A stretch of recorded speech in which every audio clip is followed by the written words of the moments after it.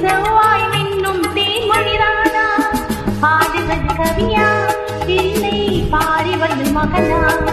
சீரண தூரவா செந்தமிழ நிலவாய் பேசுவது கிளியா இல்லை பெண்ணரசி மொழியா?